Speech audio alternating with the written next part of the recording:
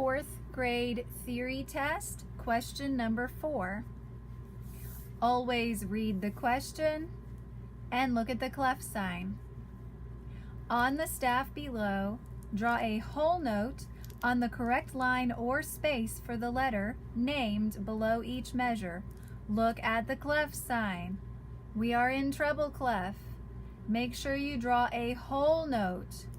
The treble clef is E, F, G, A, B is the line, C, D is the line, E, F is the line.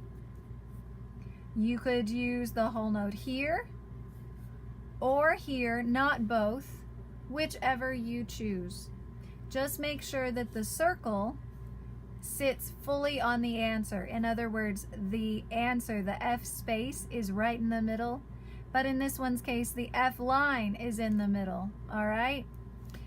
If I wrote it more like that, they would have a hard time knowing if I'm saying E or I'm saying F.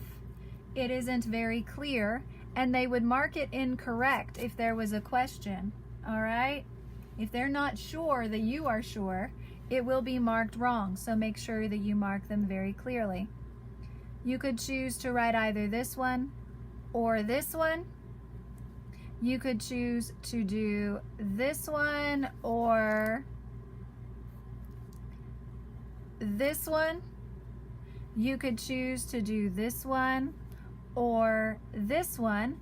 Just keep in mind that there are no additional points for being a fancy pants and trying to prove that you're really, really smart, and then doing stuff on crazy ledger lines that might cause you to miscount. So it's better to keep it as simple as possible, because they will not be impressed if you do a bunch of fancy note naming acrobatics. So keep it simple and avoid the temptation to be a show off that could cost you points, okay? So either of those would be fine.